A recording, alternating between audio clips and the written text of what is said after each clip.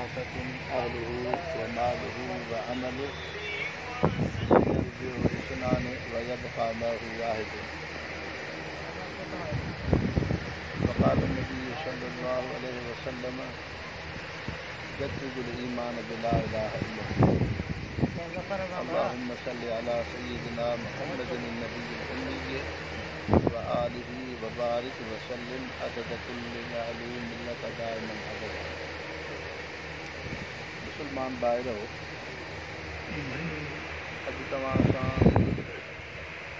ताज़ियती सिलसिले में बिरादरन सिराज अहमद साहब वारनि मुंहिंजे बिरादरनि सां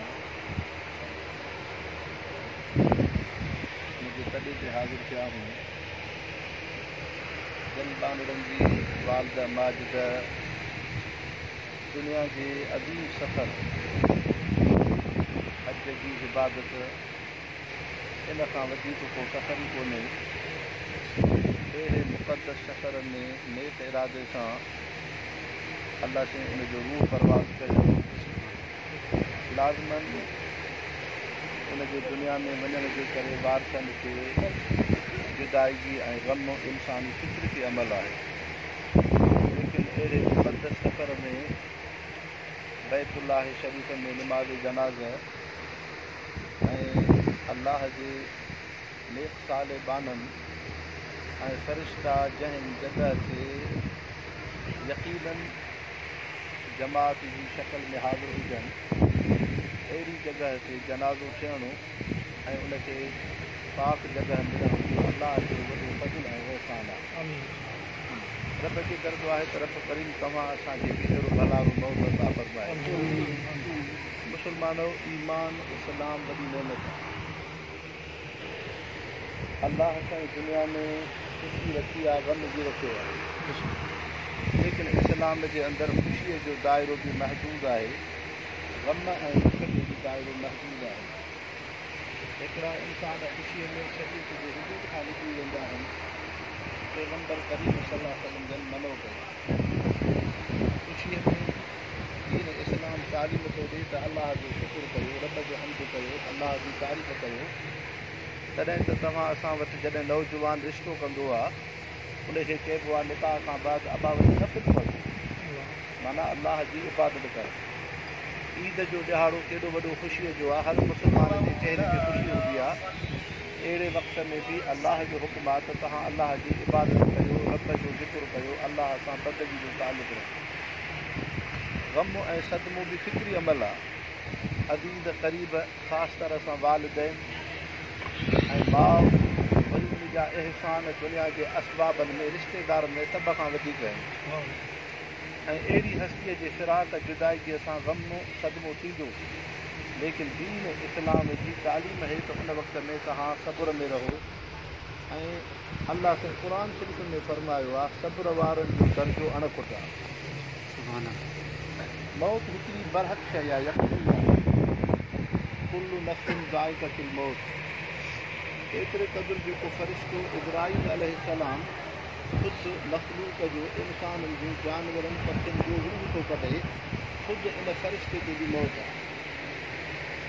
इन फ़रिश्ते ते बि मौत आहे। मौत खां पाक रब जी हस्ती आहे। लेकिन ईमान इस्लाम एॾी वॾी दौलत आहे। जॾहिं इंसान मुसलमान मर्द या औरत दुनिया में ईमान कलमे जी ज़िंदगी थो गुज़ारे ऐं अल्लाह सां इबादत बंदगी जो ताल्लुक़ आहे, ऐं अहिड़ो इंसान जॾहिं दुनिया मां वञे थो त दुनिया जे वञण जे करे ग़म सदमो त यकीनन आहे। लेकिन आलम बरज़ख ऐं क़ब्र जो जहान उन मोमिन बानी जे लाइ एतिरो वॾो वसी ऐं कुशादो थिए थो जो दुनिया जे जहान खां वॾो आहे। तव्हां असांजी अखे दुनिया जूं रौनकूं ॾिसे थी। अल्लाह साईं ईमानियात जूं सभु शयूं अखि खां बख़्शी कयूं। अल्लाह ते ईमान, अल्लाह ते अखि नथी ॾिसे। फ़रिश्तनि ते ईमान, फ़रिश्तनि खे अखि नथी ॾिसे। जन्नत ते ईमान, जन्नत बरहक आहे, अखि नथी ॾिसे।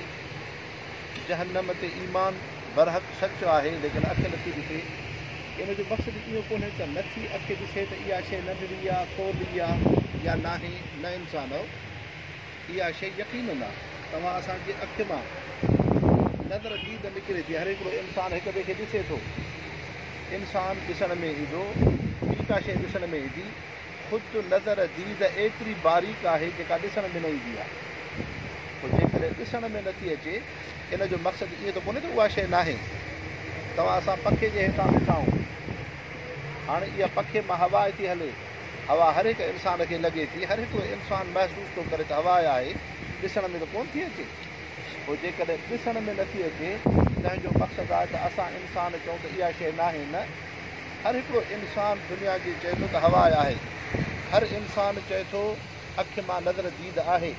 त ईअं ई मुस्लमानो रब साईं आहे, ईअं ई जन्नत आहे, ईअं ई पैगम्बर करीम सल्लल्लाहु अलैहि वसल्लम जन फरमायो त मोमिन बाने जे लाइ क़बर अखि ॾेघ जेतिरी वसी आहे।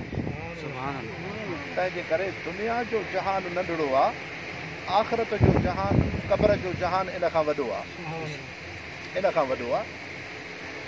ऐं वरी आख़िरत जन्नत अञा वॾी आहे, एतिरी जन्नत वसी आहे जो हुज़ूर अनवर सल्लल्लाहु अलैहि वसल्लम फरमायो मत दुनिया फिल आख़िरत इल्ला कमा युदखिलु अहदुकुम इस्बअहु फलयंजुर बिमा यरजी।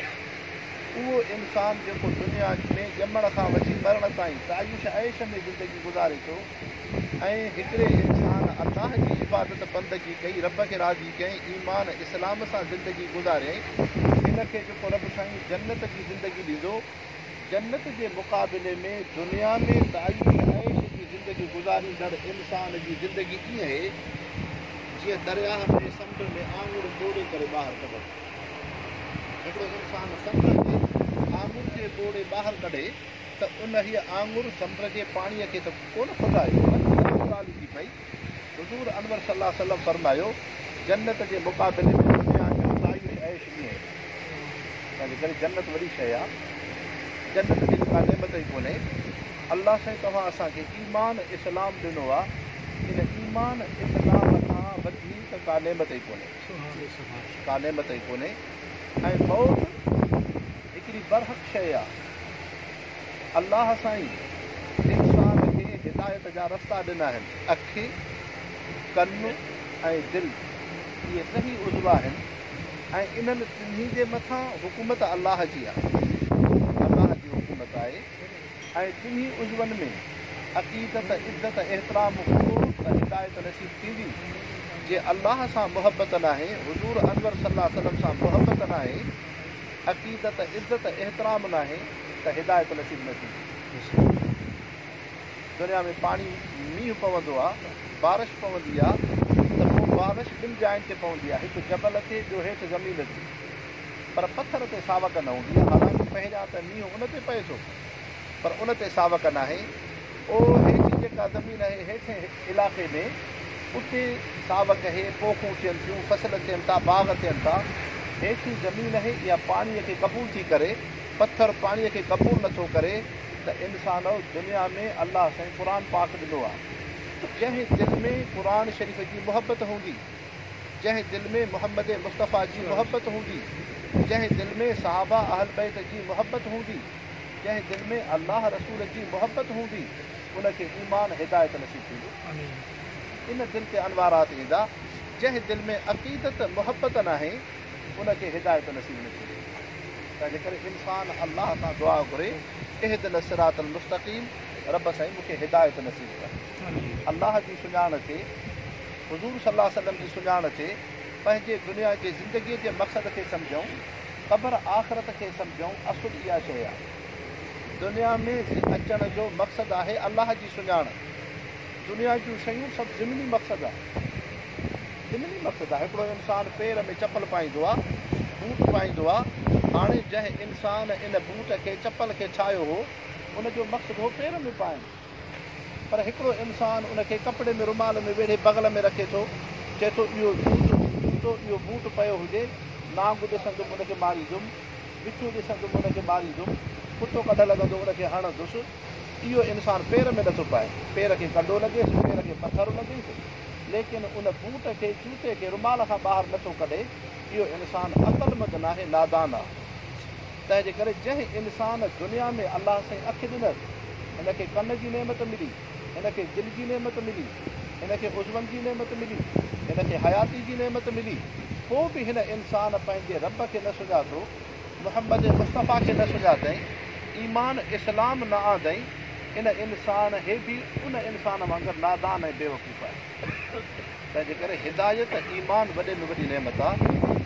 ऐं हुज़ूर अनवर सल्लल्लाहु अलैहि वसल्लम फरमायो, उज़कुरू हादिमिल लज़्ज़ात अल मौत, मुस्लमानो मौत खे घणो यादि कंदा कयो।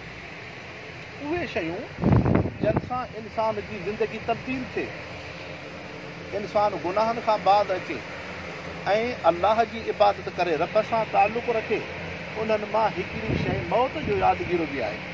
मौत जो यादगीरो आहे, तंहिंजे करे मौत जो यादगीरो वॾी शइ आहे। एतिरे क़दुरु जो जेकॾहिं तव्हां असां तारीख़ में ॾिसंदासीं, हज़रत उस्मान ज़िन्नुरैन रज़ियल्लाहु अन्हु सहाबी आहे, जंहिंखे मौत घणो यादि हूंदो हो, क़बर घणी यादि हूंदी हुई, तंहिंजे करे हुनजे अखियुनि मां लुड़क कोन पिया बीहनि। पुराणनि बादशाहनि ते नज़र कंदासूं, थोरी बादशाह पैसे में, माल मिल्कत में तव्हां असां इंसाननि खां कई हिसा वधीक, लेकिन मौत उन्हनि खे यादि तव्हां असां खां वधीक हो। हारून रशीद बादशाह हुआ, जॾहिं तख़्त ते वेठो, बादशाहीअ ते वेठो, पंहिंजे वज़ीरनि खे चए त मूंखे कफ़न बि पारायो, मुंहिंजे लाइ उहा लहद ऐं क़बर कोठियो। उन बादशाह तख़्त ते वेहण महिल पाण सुतो, हिनखे कफ़न में रखियो वियो, ज़िंदह इंसान खे, हुनजे लाइ जनाज़े निमाज़ ज़िंदह जी पढ़ी वई, उनखे हेठि लहद ऐं क़बर में रखियो वियो। वरी पोइ कुझु घड़ीअ खां बाद पाण खे ॿाहिरि कढायईं। वज़ीरनि चयुसि त हारून रशीद, तूं हेॾो बादशाह हुआ, दुनिया जा बादशाह इक़्तिदार कुर्सीअ ते त ईअं कोन वेंदा आहिनि, तूं छो पंहिंजे पाण सां अहिड़ी कैफ़ियत कई आहे? त हारून रशीद चवणु लॻो, दुनिया ॾाढी ख़राबु शइ आहे, दुनिया ॾाढी ख़राबु शइ आहे। मतां हारून रशीद इक़्तिदार कुर्सी, दुनिया जे इज़त खे ॾिसी मौत खे, क़बर खे वेसारे छॾे, पंहिंजो पाण खे क़बर में सुम्हायुमि त हारून रशीद तोणी तख़्त ते आहे, पर हिन क़बर मौत जी तयारी कर। हाणे बादशाह हुआ, मौत अहिड़ी शइ आहे। सुल्तान शमसुद्दीन अल्तमश बादशाह हुआ, हिंदुस्तान जी धरतीअ ते जॾहिं तख़्त ते अचे थो, बादशाही में सफ़र थो करे, हिकिड़े वज़ीर खे चए थो त मुंहिंजो कफ़न साम्हूं रखंदो कर, जंहिं मजलिस में विहां, जंहिं में विहां, मुंहिंजी कफ़न वारी चादर साम्हूं हुजे। वज़ीर चयुसि त छो सुल्तान शमसुद्दीन अल्तमश, तूं पाण सां अहिड़ो रवैयो रखे थो कि दुनिया ख़राबु आहे, दुनिया ख़राबु आहे। मतां दुनिया जी इज़त कुर्सी इज़तूं ॾिसी करे, तंहिंजे करे मतां मां क़बर मौत खे वेसारे छॾियां, साम्हूं कफ़न ॾिसंदो, बादशाह कंहिंसां ज़ुल्म न कंदो। इंसानो अॼु तव्हां असां ॾिसो, ॼण इंसानु हिकिड़ो वहशी दरिंदो ऐं जानवर बणिजी वियो आहे। तव्हांजे थुल शहर में ताज़ो हिकिड़ो वीचारो सरकी मूंखे दोस्तनि ॿुधायो, पंहिंजे दुकान ते ग़रीब इंसानु पियो हो, हुनजी जान महफ़ूज़ कोन्हे। इंसान गुनाह तॾहिं कंदो आहे, ज़ुल्म तॾहिं कंदो आहे, उनखे क़बर मौत यादि न हूंदो आहे। जेकॾहिं क़बर ऐं मौत यादि हुजे त इंसानु गुनाह न कंदो, बुराई न कंदो। तंहिंजे करे हुज़ूर अनवर सल्लल्लाहु अलैहि वसल्लम जन फरमायो, उज़कुरू हादिमिल लज़्ज़ात अल मौत, इंसानो मौत खे घणो यादि कंदा। इंसान मौत खे घणे खां घणो यादि करे। अकबर बादशाह हुआ, जंहिंजी हुकूमत बुखारा खां समरकंद ताईं, एतिरे क़दुरु किथे बुखारा, किथे हिंदुस्तान दिल्ली, एॾे वॾे इलाइक़े ते उनजी हुकूमत आहे। लेकिन जॾहिं राति जो बिस्तरे ते सुम्हे थो, वज़ीर ॾिठो त हिनखे बिस्तरे ते निंड न पई अचे, अकबर बादशाह खे निंड न पई अचे। वज़ीर आयुसि त बादशाह सगुरा तोखे छा थी वियो आहे, तूं बिस्तरे ते सुतो आहे, राति जो तोखे निंड नथी अचे? की मूंखे दुनिया जे करे निंड न आहे, ईअं न आहे त मूंखे दुनिया यादि आहे, बल्कि जॾहिं बिस्तरे ते सुम्हां थो त मूंखे मौत ऐं कारी कोठी क़बर जी यादि थी अचे। अकबर बादशाह जे अखियुनि मां लुड़क था अचनि त अकबर बादशाह, अॼु त बादशाह हुआ, अॼु त इंसान तुंहिंजी इज़त था करनि, साईं साईं था करनि, लेकिन उन मौत ऐं कारी क़बर में तूं कीअं कंदी? वक़्ते तुलूअ देखा, वक़्ते गुरूब देखा, अब फ़िक्र आख़िरत है दुनिया को ख़ूब देखा। इहो अकबर बादशाह जो बैत आहे, जेको जॾहिं बिस्तरे ते सुम्हंदो हो राति जे वॻड़े में, त उन वक़्त में इहो शेर पढ़ंदो हो त अकबर बादशाह, तूं दुनिया जूं मस्तियूं बि ॾिठियूं, तूं दुनिया जी इज़त बि ॾिठई, लेकिन हाणे मौत जी तयारी कर, उन क़बर जी तयारी कर। तंहिंजे करे इंसानो, इहो मौत हर हिकु इंसान खे छॾींदो आहे। हदीस पाक में अचे थो अनल मौतुल्लज़ी मुफ़र्रिक़ु बैनल अबि वल इब्न। मौत चवंदो आहे मां उहा हस्ती आहियां जेका पीउ ऐं पुट में जुदाई थी करे सघे, माउ ऐं औलाद में जुदाई थी करे सघां। अनल मौतुल्लज़ी मुफ़र्रिक़ु बैन ज़ौज व ज़ौजा, ज़ाल मुड़ुस में जुदाई थी वञे। अनल मौतुल्लज़ी उफ़र्रिक़ु दियार उख़र्रिबु दियार व अअमिरुल क़ुबूर। मौत चवंदो आहे मां उहा हस्ती आहियां जेका औताकुनि खे, बाज़ारुनि खे, बंगलनि खे वैरान करे क़ब्रिस्तान खे आबाद करे। तंहिंजे करे इंसानु मौत खे इंसानु घणो यादि करे। हज़रत नूह अलैहिस्सलाम उहो अलाह जो रसूल पैगंबर आहे जंहिंखे वॾे में वॾी उमिरि मिली, सभ खां वॾे में वॾी उमिरि हज़रत नूह अलैहिस्सलाम जी 950 साल उन तबलीग कई आहे। इन वटि जॾहिं हज़रत इज़राईल अलैहिस्सलाम फ़रिश्तो आयुसि त पोइ हिन खां पुछणु लॻो त अलाह जा रसूल पैगंबर तूं दुनिया कीअं ॾिठी? जहां चीज़ तो हम सिरा ए दो दर अज़ीं सो बया अज़ां सो गुज़र। उन फ़रिश्ते खे चवणु लॻे त मां दुनिया जो जहान ईअं ॾिठो, इंसानु माउ जे पेट खां अचे थो ऐं क़बर जे पेट में वञे थो। बसि हिकिड़ो मुसाफ़िर ख़ानो आहे। तंहिंजे करे इंसानु मौत खे घणो यादि करे। अलाह से तव्हां असांखे दीन जी सम्झ अता फ़रमाए। अलाह से उन नेक साले बानी जंहिंखे हज जी इबादत, हज जे नियत सां एहराम जॾहिं इंसानु पाईंदो आहे, एहराम जा आदाब इहे आहिनि, नियत इहा कबी आहे त उहो हाजी सगोरो हाजियाणी रब जी बारगाह में इहो अर्ज़ु कंदो आहे त रब साईं मां पंहिंजे औलाद खे छॾियमि, मां पंहिंजी तुंहिंजी मुहबत में मां बचनि खे छॾियो, तुंहिंजी मुहबत में मां दुनिया दौलत खे छॾियो। एतिरे क़दुरु जेके जिस्म ते ज़ेब ज़ीनत जा कपिड़ा हा रब साईं मां तुंहिंजे मुहबत में उन कपिड़े खे छॾे करे सादे कफ़न ऐं चादर में आहियां। हज वॾी इबादत आहे।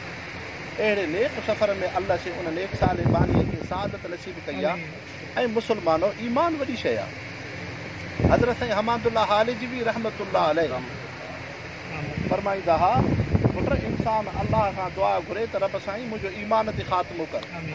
पोइ हिकिड़ो वाक़ियो बयानु कंदा हुआ, फरमायूं हिंदुस्तान खां 2 शख़्स हुया, दोस्त पाण में विया सऊदीअ कमाइण। माण्हू कमाइण वेंदा आहिनि, कमाईंदा हुआ। पोइ जेको दोस्त हो ॿियो जंहिं वटि पैसो पियो हो उहो बीमार थियो। ॿिए दोस्त चयो मतां ईअं फौत न थी वञे, मुंहिंजा पैसा हिन वटि आहिनि, मतां मुंहिंजो उहा अमानत हेॾे होॾे न वञे।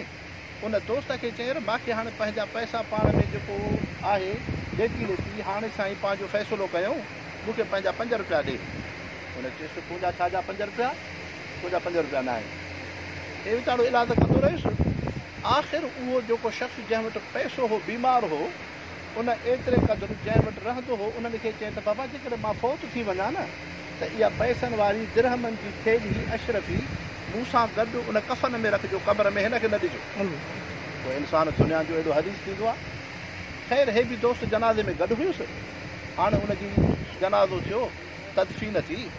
हिन दोस्त मदीने जे वाली गवर्नर खे चयो हीअं वाक़ियो आहे फिलहाणे जेका ख़बर आहे, मुंहिंजो दोस्त ॿई हिंदुस्तान जा रहवासी हूं, हिते आयासीं कमाईंदा हुआसीं गॾु, पैसो मुंहिंजो खणी वियो आहे, तंहिंजे करे मां पंहिंजो अधु रक़म पंहिंजी खणंदुसि, तव्हां इजाज़त ॾियो।